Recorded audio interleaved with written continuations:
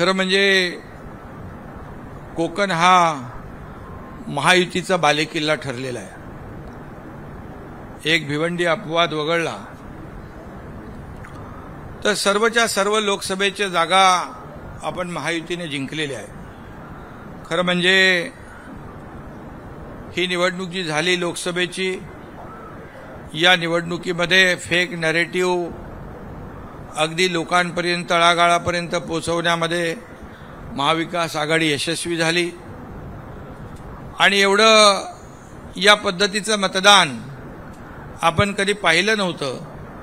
परंतु आता सगळ्यांच्या डोळ्यात अंजन घालण्याची म्हणजे वेळ आलेली आहे आणि सगळ्यांनीच जागृत होण्याची आवश्यकता आहे। या निवडणुकीने आपण खरं म्हणजे थोडं गाफील राहिलो आणि मग ते संविधान बदलणार, 400 पार झाल्यावर मग आरक्षण रद्द होणार, अनेक काय सगळ्या गोष्टी ज्या अगदी तळागाळापर्यंत पोहोचल्या। मला काही लोकांनी तर सांगितलं की महाविकास आघाडीचे लोक तर याच्यात होतेच, फेक नॅरेटिव्ह सेट करण्यामध्ये, पसरवण्यामध्ये, परंतु काही NGO देखील यामध्ये होते आणि ते NGO म्हणजे त्याच्यामध्ये सरकारच्या विरोधामध्ये नेहमी भूमिका घेण्याचं काम ते NGO करतात। NGO अनेक आहेत, चांगले NGO आहेत, सकारात्मक काम करणारे NGO पण आहेत, परंतु काही NGO जे आहेत खास करून सरकारच्या विरोधामध्ये मत तयार करणारे लोक आहेत। त्याच्यामध्ये मागे देखील मी म्हटलं होतं की हे नक्षल फक्त गडचिरोलीत नाही आहेत, हे अर्बन नक्षल काही NGO मध्ये घुसलेले आहेत आणि त्यांनी अगदी पद्धतशीरपणे महाविकास आघाडीचे पदाधिकारी आणि हे सरकारच्या विरोधातले काही NGO जे आहेत, म्हणजे चांगले NGOच्या बद्दल आम्ही कौतुक करतोच, परंतु मोदी हटाव मोदी हटाव मोदी हटाव एकच त्यांचं स्वप्न होतं आणि मोदीजीने तर देशाच्या विकासाचा अजेंडा हातात घेतला होता, पण ह्यांच्या हातामध्ये एकच अजेंडा होता, मोदी हटाव मोदी हटाव। मोदी द्वेषाने पछाडले होते लोक, पण मोदी हटाव मोदी तर हटले नहीं, हटवणारे हटले, मोदी जी बैठ गए वहां पर प्रधानमंत्री पद पे। आता त्यांना चिंता झाली, अब क्या करेंगे। आता काही निरोप इकडून तिकडून यायला लागले, गलती हुई आहे, चुका झालेल्या आहेत, पण यामध्ये खरं म्हणजे याला खरं आपण कधी धार्मिक वळण दिलं नव्हतं। आपण लोकशाहीमध्ये निवडणुका लढवत असताना विकासाला आपण प्राधान्य दिलं। मोदी साहेबांनी 10 वर्षामध्ये या देशामध्ये विकासाची कामं केली, 50-60 वर्षात काँग्रेस करू शकलं नाही। आपण 2 वर्षात देवेंद्रजी आणि मी सुरुवातीला दोघंच होतो, पहिल्या दिवसापासून आम्ही जे निर्णय घेतले लोकहिताचे ते आपल्या समोर आहेत, नंतर अजितदादा आले, परंतु एवढं करून सुद्धा काँग्रेस हे खोटं नॅरेटिव्ह पसरवण्यामध्ये यशस्वी झालं। यामुळे आपल्याला जागृत राहण्याची आवश्यकता आहे। खऱ्या अर्थाने आपण केलेलं काम लोकांपर्यंत पोहोचवण्याची किती कामं केली आपण।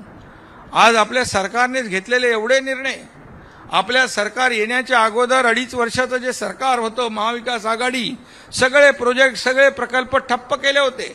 अरे कारशेडचं आंदोलन कोणी केलं, त्याच्यात देखील हेच लोक होते, NGO। हे NGO जे आहेत हे विकास विरोधी NGO होते। अनेक प्रकल्पाला आपल्याला बंदी, सगळ्यांना स्टे दिला होता। आपण आल्यानंतर सगळे स्टे, पहिले आपण देवेंद्रजी आपण कारशेडचा मेट्रोचा स्टे उठवला, बुलेट ट्रेनचा स्टे उठवला, सगळे स्टे उठवले।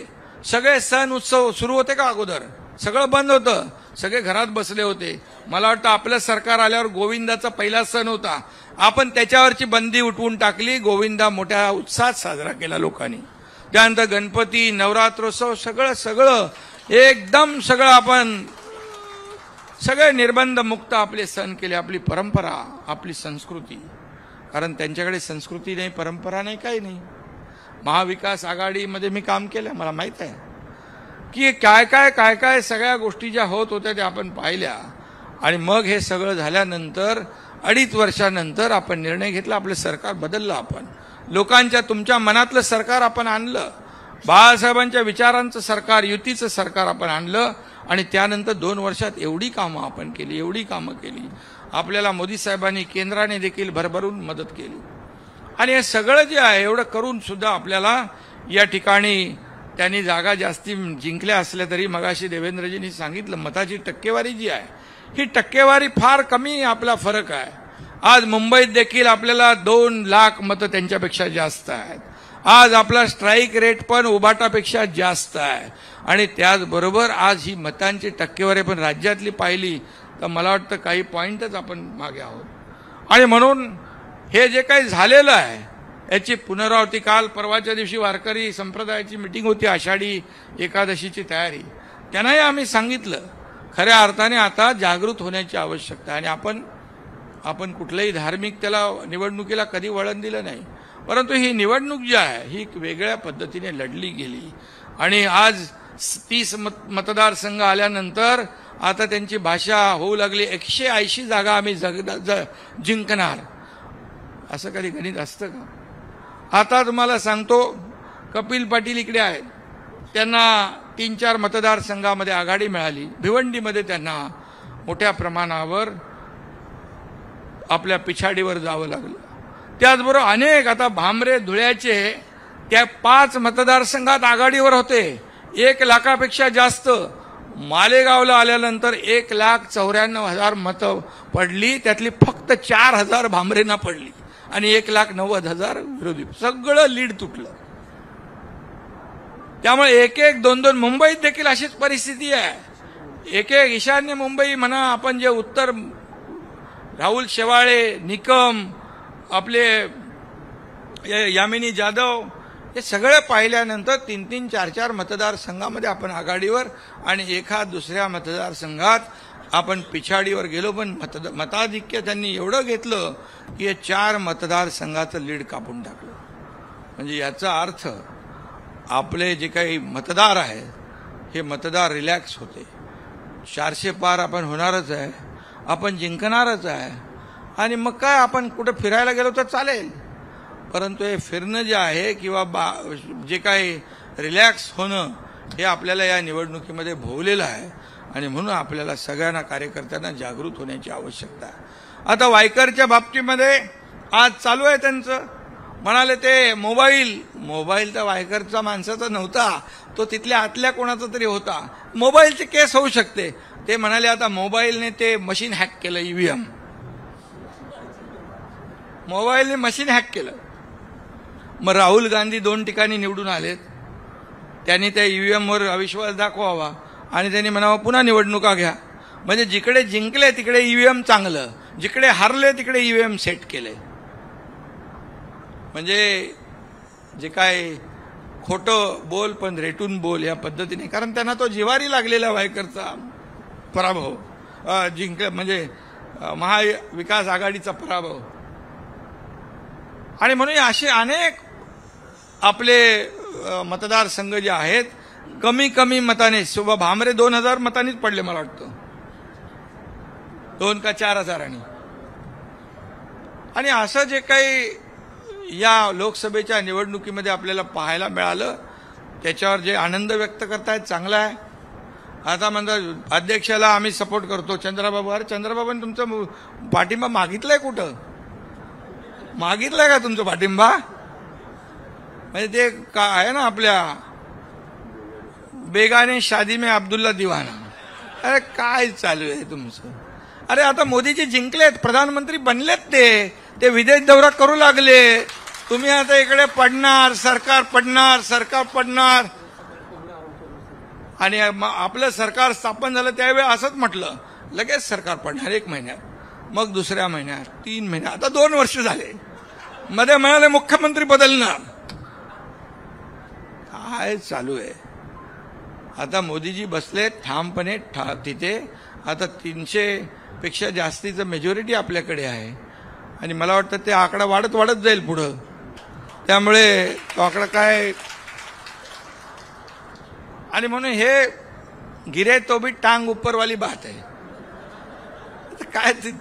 म्हणून आता आलेला लोकसभेचा जो अनुभव जो आहे हा लक्षात घ्या आपण आणि त्यामुळे चिंता करू नका. आपण केलेल्या कामाची पोचपावती या विधानसभेच्या निवडणुकीमध्ये जनता देईल आणि महाराष्ट्रात पुन्हा महायुतीचं सरकार येईल. कारण लोकांना अनुभव आहे, घरी बसलेल्या लोकांना लोक मतदान नाही करणार. ही निवडणूक लोकसभेची झाली, वेगळ्या पद्धतीची आहे. आता लोकांना देखील कळलंय आणि त्यामुळे आपण तरी सुद्धा आपण गाफील राहू नका. तुम्ही सर्व कार्यकर्ते आहात, एक एक मत आपल्याला महत्वाचं आहे. त्यामुळे माझ्या एका मताने काय होणार, जिंकणारच आहे आपण, असं बिलकुल आपण गाफील राहता कामा नये. 400 पारच्या बाबतीमध्ये मोदीजींशी आम्ही पण बोललो तिकडे. ये 400 पार वाली बात जो है वो आदमी कार्यकर्ता रिलॅक्स हो गए. पण आता तसं आपल्याला करायचं नाही. मोदीजी आपले बसलेले आहेत, किती काही जंग पचाडलं तरी सुद्धा सबको भारी, म्हणजे सगळ्यांना भारी मोदीजी पडलेले आहेत. आणि प्रधानमंत्री पदापासून दूर, मगाशी कोणी म्हणालं की तडीपार करणार, तडीपार त्यांना देवेंद्रजी म्हणाले तडीपार करणार. कुणाला? अरे तुम्हाला त्या महाराष्ट्रातल्या जनतेने तडीपार 2 वर्षापूर्वी केलं आहे, तुम्ही काय तडीपार करणार मोदीजींना? आणि म्हणून यावेळेस आपल्याला केंद्र सरकारची देखील मदत होईल. आणखी आपले जे काही 6 महिने 5 महिने त्यामध्ये खूप काम आपलं आणखी करायचं आहे. या सरकारच्या माध्यमातून सर्वसामान्य लोकांना न्याय देण्याचं काम आपलं सरकार करतंय. आणि खऱ्या अर्थाने ही निवडणूक जी आहे, ही निवडणूक आपली निरंजनची आहे. निरंजन गेली 12 वर्ष झाले तुला निवडणूक, 12 वर्ष काम करतोय. चांगलं त्याने काम केलंय, सभागृहात खूप त्याने आवाज उठवलाय. हे आपल्या पदवीधरांच्या प्रश्नावर नाही, इतरही अनेक प्रश्न त्यांनी, मगाशी मी त्याचं वाचत होतो, अनेक प्रश्नांना त्यांनी हात घातलेला आहे. त्यामुळे मगाशी रवी चव्हाण यांना मानलं पाहिजे, एवढ्या डिटेलमध्ये सांगत होता तुम्ही, म्हणजे लांबून दिसायचं, जवळून दिसायचं, चष्मा, गोळ्या, डायबेटीज, खरं म्हणजे आवश्यक आहे ते. तुम्हाला मी सांगतो, असू नका. संजय मोरेची 3000 मतं बाद झाली होती मागच्या वेळेस, पदवीधर. निरंजनची पण बाद झाली होती, काय रे, बरोबर ना? 4500, म्हणजे पदवीधर मतदार असून देखील इथं चूक करतो. त्यामुळे आपल्याला थोडं डोळ्यात तेल घालून काम केलं पाहिजे.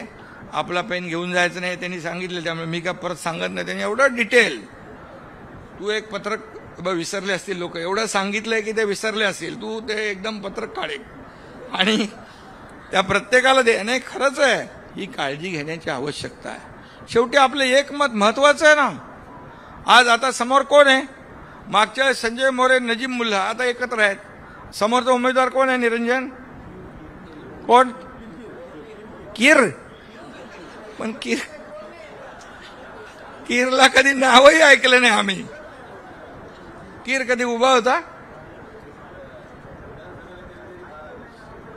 अरे पण ते नावच ओळखत नाही, त्यामुळे तुझा विजय पक्का आहे.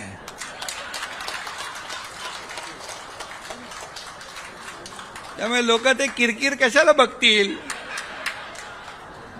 डायरेक्ट आपला निरंजन डावखरे, कारण डावखरे नाव आलं की वसंत डावखरे साहेबांचं नाव येतं. अगदी मैत्रीला जागणारा माणूस, आणि त्यांची आणि आपली दिघे साहेबांची मैत्री सर्वश्रुत आहे. देवेंद्रजी असतील, मिया सेन, म्हणजे एक वेगळे संबंध जपण्याचं काम त्यांनी केलं सगळ्याच लोकांशी. पक्षी अभिनिवेश बाजूला ठेवून त्यांनी काम केलं. अगदी राजकारणाच्या पलीकडे जाऊन काम त्यांनी केले, संबंध जपले. आणि त्यामुळे निरंजन पण तसाच आहे. तसाच म्हणजे चांगला आहे. हा, फक्त फोन त्याच्या हातात देऊ नका, तो हॅक करतो फोन.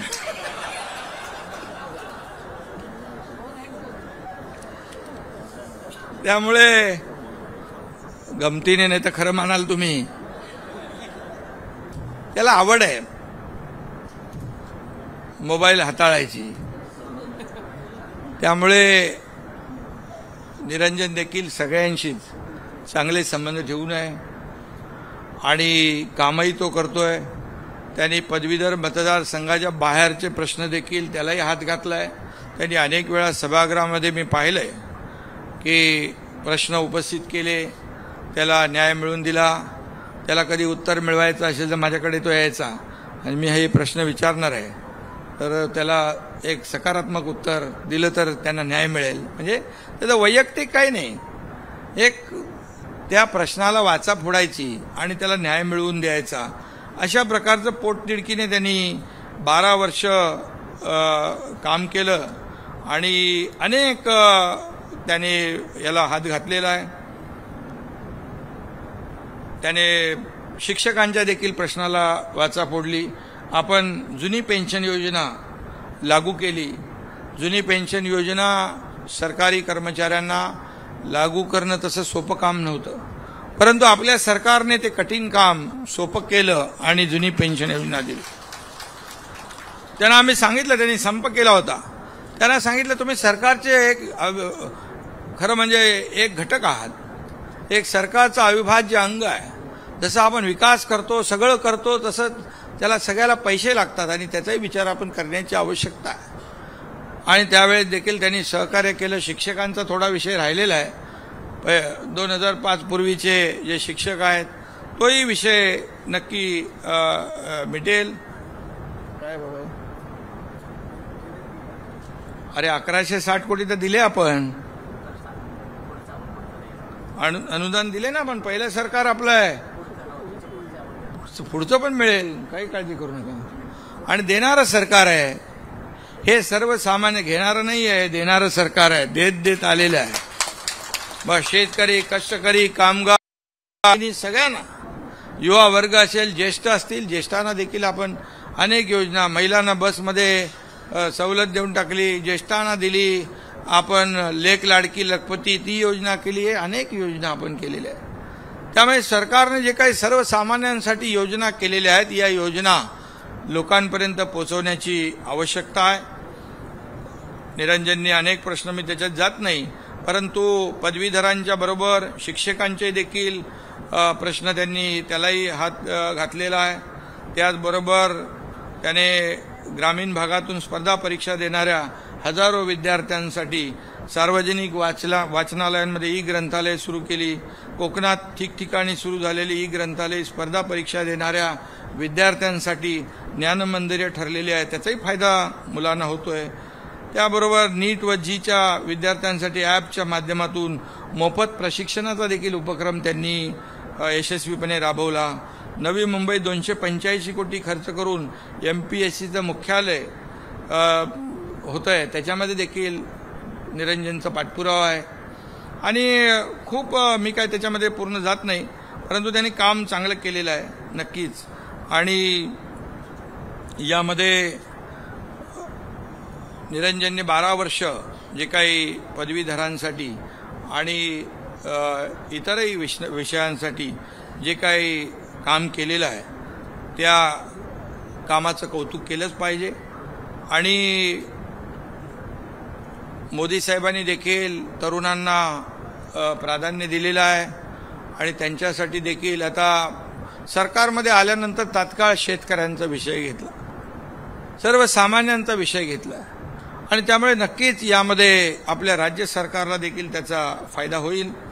आणि यामध्ये आपल्याला सुशिक्षित आणि पदवीधर मतदाराला देशाची आणि आपल्या खऱ्या अर्थाने आपल्या राज्याची प्रगती आणि उत्कर्ष कशामध्ये आहे याची जाणीव असल्याने खऱ्या अर्थाने या महायुतीला म्हणजे आपल्या निरंजनला पाठिंबा भरपूर मिळेल. कारण या संपूर्ण कोकणामध्ये आपल्या महायुतीला वर्चस्व महायुतीला मिळालेलं आहे आणि कोकण आमचं, संभाजीनगर आमचं, मुंबई आमचं म्हणणाऱ्यांना या लोकसभेमध्ये लोकांनी जागा दाखवली आहे. आणि खऱ्या अर्थाने मी मुद्दाम शिवसेना आणि उभाटाचं सांगेन, उभाटाचे म्हणजे शिवसेनेचे 19% मतदार होते. त्या 19% मतदारांपैकी 14.5% मतदार हे धनुष्यबाणाकडे आलेले आहेत. 4.5% मतदान तिकडे राहिले. आणखी जे वाढलंय ते तुम्हाला माहिती आहे कुठलं आहे, आणि ते तात्पुरतं आहे. आणि त्यामुळे 13 जागा आम्ही समोर समोर लढलो, उभाटा आणि शिवसेना. त्यातल्या 7 जागा शिवसेना आपण जिंकलो आणि ते 6 जागा जिंकले. त्यामुळे हे सगळं जे आहे आज लोकांना माहीत आहे की विचारांची, बाळासाहेबांच्या विचारांची शिवसेना, आणि जे लोकांना अपेक्षित होतं, बाळासाहेबांनी युती केली, अटल बिहारी वाजपेयी, अडवाणी, आणि आता मोदीजींच्या मार्गदर्शनाखाली आपण जी काय वाटचाल करत होतो, यामुळे नक्कीच ठीक आहे, हा थोडासा काही खोटं नरेटिव्ह पसरवून हा क्षणिक आनंद त्यांना मिळालेला आहे. परंतु आपल्याला एवढंच मी सांगतो की येणारा उद्याचा जो काही काळ आहे तो महायुतीचाच आहे. कारण महायुतीच्या माध्यमातून आपण या राज्यात आणि केंद्रामध्ये देखील केलेलं काम लोकांसमोर आहे. आणि म्हणूनच मी एवढंच सांगेन, सगळ्यांनी मिळून महायुती म्हणून शिवसेना, भाजपा, आता राष्ट्रवादी आहे, मनसे आहे, आणखी अनेक लोकांनी पाठिंबा आपल्याला दिलेला आहे. त्यामुळे आपली वज्रमुठ घट्ट आहे आणि सगळ्यांनी एवढ्या मोठ्या प्रमाणावर कार्यकर्ते, पदाधिकारी एकत्र आल्यानंतर मला वाटतं ही निवडणूक जी आहे आपल्याला अवघड नसली तरी सुद्धा कोणी गाफील राहू नका. आपण आपले जे जे काही नेटवर्क आहे, ज्या ओळखी आहेत, जिथे संबंध आहेत, तिथे तिथे प्रत्येकाने आपण सांगायचं आहे की निरंजन डावखरे यांनी केलेलं काम, या कामाची पोचपावती या निवडणुकीमध्ये आपण द्या, एवढंच विनंती त्यांना करायची आहे. आणि पुन्हा एकदा मला वाटतं निरंजनचं अभिनंदन करायला काय हरकत नाही, कारण काय समोर काहीच नाही आहे. नाईक साहेब बरोबर ना, आणि काम करणारा कार्यकर्ता आहे. त्यामुळे आपल्या सगळ्यांच्या वतीने मी निरंजन डावखरे यांचं मनापासून अभिनंदन करतो, त्यांना मनापासून खूप खूप शुभेच्छा देतो. आणि कार्यकर्त्यांनी मनापासून आपण काम करा आणि एक रेकॉर्ड ब्रेक विजय या ठिकाणी मिळवा. धन्यवाद. जय हिंद, जय महाराष्ट्र. एबीपी माझा, उघडा डोळे बघा नीट.